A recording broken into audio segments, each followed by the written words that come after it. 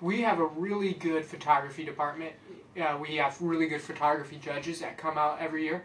And so the kids have the opportunity to enter static things at the fair and then livestock. And so the static things are non-livestock, art projects, home improvement, those type of things. So within the static exhibits, photography is really big, and then visual arts is also a really hot topic. Food and nutrition is always something that stayed pretty well. We're really trying to work on building our horticulture, and so we have those numbers went up a little bit this year. We have some different programs that we've been doing to help that out with the community youth teaching garden and those types of things. And then with the livestock areas, I was kind of concerned. Sometimes I think that the trend with other counties is that livestock, bigger animals are getting to be less and less. So your beef, those type of things, because it's really hard for a kid to pick up a beef without having their dad be a cattleman himself. But our actual cattle numbers are up in the county, and we actually have a really good beef department. And so we're very happy with that numbers continue to rise, and so that we're not plateauing out there. And then also, it's very, back to the same type of thing. And on the flip side, our goat and sheep department is continuing to grow because it's really easy to buy a goat. You can raise that fairly easily, and it's fairly cheap, and so our goat and sheep. And then we did some improvements in our swine department with some new swine pens from JBS and Tyson's, and so that actually helped push a couple other kids that were on the fence. Oh, I got swine, but I don't know why I want to show them. But with the improvement, so we actually had an increase in the swine. So we're actually doing fairly well in those areas. So we're very happy with that. The really good thing about Marshall County is it's a very well-defined livestock community, and so that's very good. So we have a lot of youth that exhibit livestock, and they're also exhibiting livestock in multiple different areas. So we like to always see that too, because it's a very good educational opportunity for kids to show beef and then understand how that is different from a pig, and then how that is different from some poultry. And so they really they try to get into different areas, and we're very excited about that. We would like to grow our visual arts department, the static exhibits. We'd like to really reach out. We have we're seeing as Marshalltown, we would like to get more into the urban atmosphere with 4-H. We have a stigmatism that it's all livestock and you got to be in 4-H to own livestock, but that's not the case. And so we're really trying to find ways to get into untapped areas or geographical areas in terms of youth, in terms of interests. So like visual arts, the restoring, the building, the welding, those different types of things that kids can get involved in, and so we'd like to grow that in future years. We have things like communication and things that those kids can do, and communication was up a lot this year. And so we really hope that some of the programs we're doing shows youth that we are a very wide range, we have a wide range of opportunities for kids. And so some of our after-school programming, those things, we really tried to gear them and tell them to kids that you can also exhibit this. Or why don't you try and get involved in 4-H, and we can teach you how to do a very well presentation, how to do that. And so we're hoping that through those things we can continue to do that. One of the things that we're really trying to do is provide more educational opportunities out at the fair, and we feel that Extension's role is to provide those. And so we are doing a movie night to kick off the fair this year, which is something we haven't done before. And so it's a free movie that they can come out and watch. And so we kind of, it's the 75th anniversary of the release of The Wizard of Oz. It's one of my favorite movies. And then Dale Paulin in town, he was on the set of The Wizard of Oz. And so he's actually coming out at 6 o'clock on Tuesday, July 8th, to talk to the kids about kind of like overcoming adversity. I think that kids in Marshalltown kind of feel like, I'm stuck here, right? I'm at this level. Well, I think that Dale has a lot to be said, too, about achieving his dreams and going about different ways and how his dream changed and different things like that. And so kind of a vocational journey talk with Dale. And then we're going to show The Wizard of Oz. That'll be free. There'll be refreshments, free popcorn, stuff like that. And so that should be kind of a fun little event. And then one of the other things that we've kind of got going on are educational days out at the fair. And so we have an ag education day, and we have a STEM day and an art day, and those are all free. Mm-hmm. And those are on Thursday, Friday, and Saturday at the fair, July 10th, 11th, and 12th. And so that's from 1 to 4, and we have different vendors in the exhibit building out at the fair, and they are going to show you different things that they're working on. We have, like, the Corn Growers Association is bringing in a biofuels trailer, and so kids actually get to see the corn and then how they turn that into ethanol. And so that's really cool. All hands-on. And then Ag Day is great. We got lots of different vendors with that. Cattlemen, We have some different people of that nature all going to have exhibits out there, and so that will be kind of cool. We'll see how that goes as the first year. And then always it's fun to go see like the queen contest, those types of things, the pie eating and pie baking contest, open class show, and our livestock exhibits, and those things are great. So one of the things that we have done before is an ice cream eating contest, and apparently that's been going on for quite some time, and it started out very small and now it's huge. And so we're excited to see that. We'd like to see that grow. I know the person that plans that out would like to see if we could get Paul Rhodes in there or Fred Hoiberg, somebody like that. So we'd like to continue to grow that and get it to be more of a celebrity thing. And the 4-H kids come in there, they line up real early and they try and get their seat in to eat the ice cream and see how fast they can. And it's a hoot for kids to watch. And so that's always fun. You enjoy watching that. So I enjoy the livestock shows. I think those are very fun to watch. I enjoy the swine show. We're getting back now. We have a couple kids in dairy, and so I used to have a dairy farm too, and so connecting with those type of things, those memories, and so those are always fun. The queen contest is always something that they have at the state fair. They have at every county fair. It's one of those staples of the county fair, and so everybody loves to watch that and all the pomp and circumstance that goes with that as well. So that's always fun. Yeah. Well, you mentioned the state fair. What kind of representation do you feel like Marshalltown has at the state fair? This is a very good question. The state fair is very cutthroat, especially in Iowa. It's the best state fair. And there's things that go on that we don't always know. And if you go into the beef barn, there are aisles, and there are certain aisles that are bigger than others and smaller than others. And so the ones that, if you really look, the ones that have the bigger aisles have the more ribbons, okay? And that is placed by a system that they go through every year, and from last year, if you cleaned up your aisle and your ribbon count and all these different things go into, then you get a big aisle for next year. And so we're always shooting for the big aisle, smack dab in the center, right? And so that's our beef department always gets the number one spot in the beef barn, and so we're always happy for that. They're always competing for that. And then our photography, the kids actually go down, and the judges go through, and then they can give out special awards in terms of just beyond the blue ribbon. And so this year we had 2 kids get special awards for photography, and so we're very excited about that, and we hope that they continue to develop a very good photography department. But we have a ton of kids going down for the livestock, and we're very supportive of them. We are getting to that point. Occasionally we'll have a kid that does a very good home improvement project or a refinishing project, and those things go down, and those do very well. We would like to, like I said before, it's very hard on the process. You got to start back at square one and to develop those types of things. And so we would like to get to the point where we can bring in more visual arts projects and those types of things down at the state fair. And so those are areas we do very well on. The kids still get blue ribbons, get red ribbons. We take a lot of projects down to the state fair, but we still are continuing, like the 4-H motto is to make the best better, and we're always thinking on how we can do that. We start planning the county fair the minute the county fair ends for the next year. And so we go and we have meetings. There are lots of rule changes that go on. There are different groups that actually go and help plan for the fair. We have a livestock group. We have a fair subcommittee group, and then they help get those things ready. We have weigh-ins that kids have to go into, take their livestock to, so they can get ready for the county fair. And then there are lots of deadlines we need to make. And so the state fair, we really start working on that probably about 4 months ago, making sure we were getting in on the deadlines, the registrations, making sure we had our tables, all those different, our timing, it's all, there are 99 counties, but there are 100 extension offices, and so in the state of Iowa, and so we're all trying to get the first one in there to get the best time. You're waiting on the clock there, and so those are all different things that go into getting ready for the county fair. It's all this stuff that kind of just magically appears that gets done that we gotta make sure we got. We gotta make sure we have all the pencils ready for all the judges, the ribbons ordered. You gotta order ribbons back when the county fair ends, otherwise you're not gonna get any ribbons right now. So hopefully we have all our ribbons ordered. And trophies, getting trophies, T-shirts, all those different types of things that just go into play.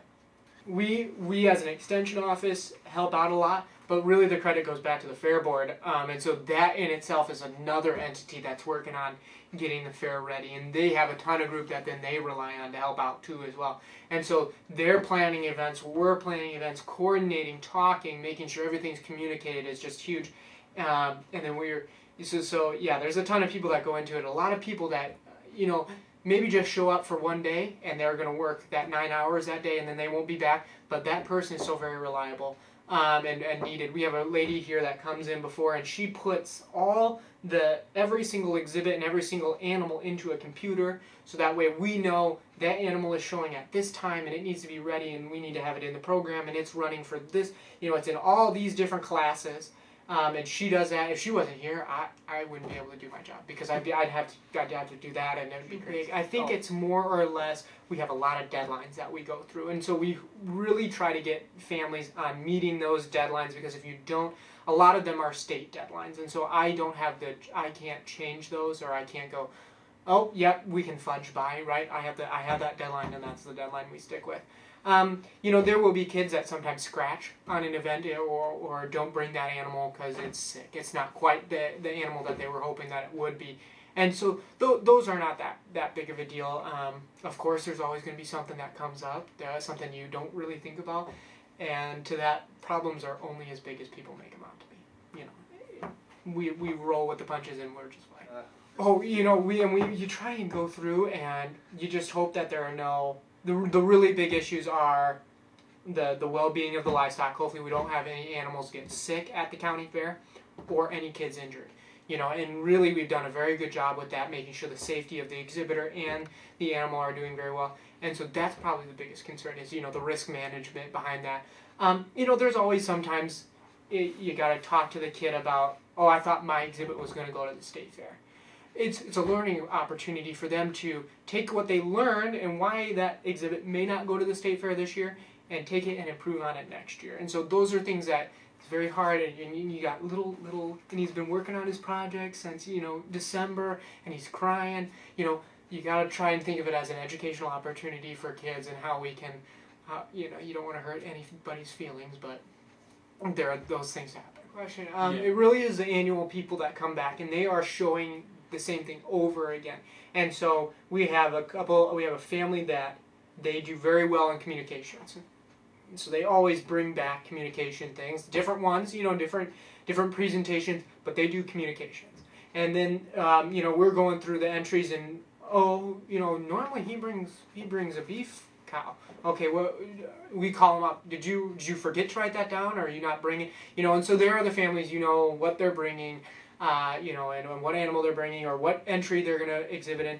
We really would like it to be more of a liberal arts, philosophy on it and trying different areas, because I think that 4-H should be teaching kids about what their interests are, what their passions are. And once they find that passion, we want them to now excel and get very specific about it. But until they do, we want them to try the home improvement. Then we want them to try horticulture. Then we want them to try visual arts. And then when they go, I would like to really learn about horticulture and maybe study that as a profession, well, then that's when we go, okay, here are the opportunities for you to really dive down and get the specifics of that. And so they do get really specific, and they're going to go to the state fair. They always take something to the state fair or something like that. But and that goes back to the 4-H program in general. So like this year, we offered a couple classes on sewing and knitting, and so we had groups of kids with the intent for them to take those projects to the county fair. And so we're teaching them. Maybe a lot of them were new, some of them were refining their skills, and so we take them that way. There's a lot of different types of workshops and classes that we do to help people with that type of thing, and hopefully guide them in the right direction or give them the experiences that they need, so they're not just going blind into college and I don't know what I want to major in. Well, hopefully we can help you with that. A few people do go, I'm done with that. I'm not going to do any more. Usually what they do is they will take that and they'll do that the entire year. They'll do that for their entire 4-H career. And that's good. I'm glad that those, because then there's also a learning aspect from having them know what it was like being a little kid exhibiting in 4-H and helping out those other little kids and kind of going, okay, here's how you want to show around your cow or something of that nature. Not too much that they go back and forth. We hope, though, that all kids can show a non-livestock thing, because that's very easy for me to go, here's a pencil and a paper, draw me a picture. So we kind of encourage kids to do something of that nature, and we would like to see more presentations. Communication is huge, and then one of the things that we're doing now is a clothing and fashion review. And that's the easiest thing ever. I don't know why not every kid's doing that, because all you got to do is put on clothes and go, yep, I chose the blue shirt with the red shorts because I like, something or other, and the colors match well. Okay, well, here's your blue ribbon, and here's your $3 premium money. I don't know why every kid's not doing that, but I guess we got to get them into that, so there's always something. That's, I think, one of the cooler things about 4-H, because you will find there are good 4-H families. And they are some of the greatest families you'll ever meet. They were in 4-H when they were kids. Their grandparents were in 4-H. Their mom, it goes all the way back, being 4-H one of the older youth organizations, and they come back, and so that's really good. And we like to see those kids. Catherine out front, she is now our intern, and she'll be out at the county fair. She'll be helping kids, and she was a 4-H'er last year. And so we like to see that. Kids like to see that. They know her. They feel comfortable around her. But a lot of these families that are exhibiting now, their parents were in 4-H. And so we like to see that and see how it grows. And they always say, oh, well, back when I used to do 4-H, it was entirely different. Like, yeah, I know. But so it's great to see that type of thing. It's when you get to the state fair, do we really, we stick together as a county. We want everybody to go to the state fair. There isn't really the cutthroat type of thing. There's not the judge favored this person over me, which is really great. I'm glad that we don't have to deal with that type of stuff here in Marshall County. It's great that they step in and help. We have what are called Clover kids, which are K through 3rd graders, and the older 4-H kids they love going out there, watching the kids show their animals, and they then kind of help them. They tell them, okay, hey buddy, next time you want to go through. And that, I think, goes back to the philosophy of a club, right? And so the 4-H club is that the kids all meet together once a month usually, and they have a leader. And the really cool thing is you have Clover kids and you have 12th graders all in the same thing, and they're all helping each other out. They're all giving each other hints and tips on what they can do best. And then you have that leader that was a 4-H member, and so it all just creates this huge web of a great relationship that we have out there at the county fair, and you can't experience that anywhere else.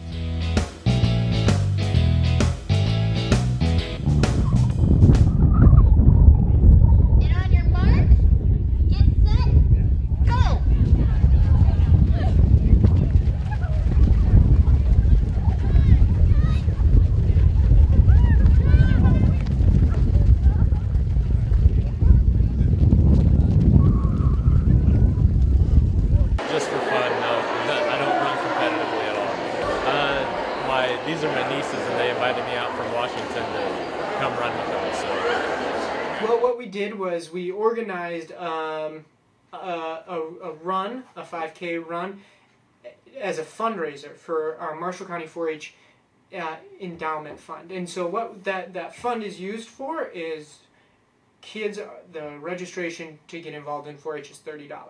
And so we're lucky that we have a wonderful farm bureau here in Marshall County, and they pay $5 for every 4-H kid. And then our foundation backs that with another $5, so we only pay $20. Now, there are some counties that are going to $35, $40, and so we are among one of the lowest in terms of registration fees for kids to pay. So we're really excited about that, and we have kind of not then put money back into it. We've kind of just continued to deplete it, and so we really talked about getting together, a fun event, and food and nutrition, a healthy living is one of our philosophies, our missions with Extension overall, and so we wanted to incorporate some sort of event like that as well. And so 5K, I'm not a runner, but a lot of people are, and they like that thing, and so we got together. We had a wonderful group of people, again, a couple 4-H leaders, 4-H kids, 4-H families got together, and they said, we want to plan this. And then also some of the money went back to help out the fair as well, and so we were very excited to see some improvements out there too. And so the event was great. We had a lot of people. We were kind of hoping for 100. I think we had about 150 people show up for the first time. And it was great. We're able to, with the money raised, we're able to sustain our endowment fund that was started, and then we're also able to put some of that extra money back into the county fair too, and you'll be able to see some of those improvements there. And so we're excited, and we hope to do that again and continue to make those improvements.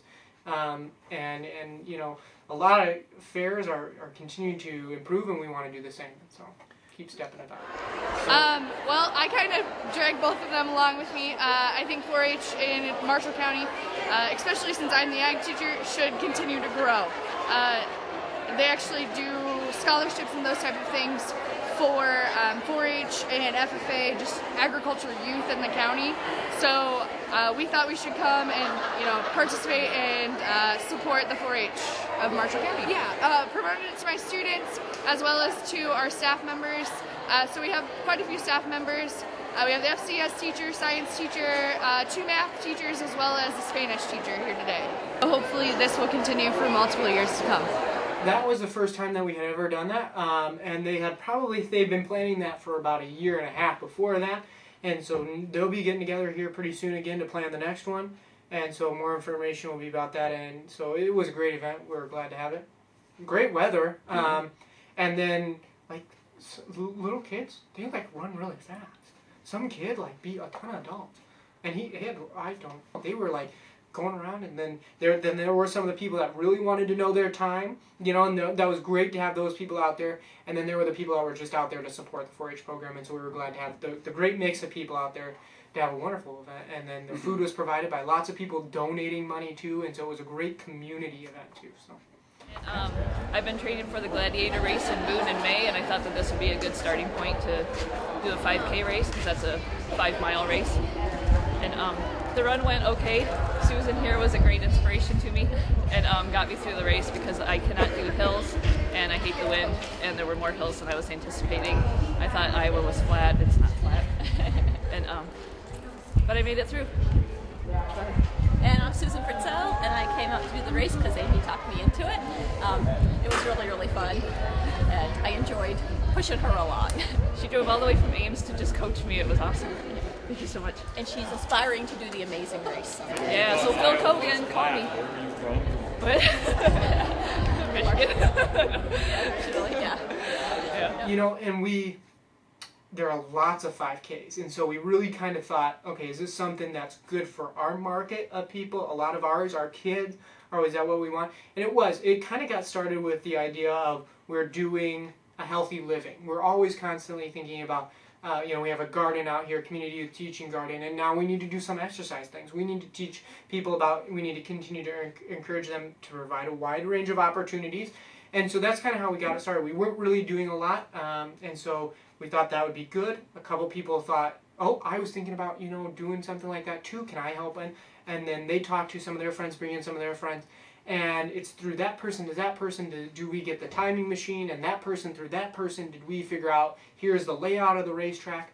And different groups came together. The fair board came together. The youth development committee came together. The fair superintendents came together. So among 3 different groups we came together and we created this event. And it's crazy how, I thought, Katie and I who helped through planning it, we could do it on our own, but you just can't do those things on your own, and so we rely heavily on volunteers, and that's when the magic happens. But that was a good time. The weather was great, and I think that lent itself very well. We're going to do a trivia night now, and so we'll do that in October. And there'll be another community event to help out the same purpose, and then we'll do the 5K in April. And so among those 2 things, kind of on opposite ends of the hemisphere there, that'll be great. Okay.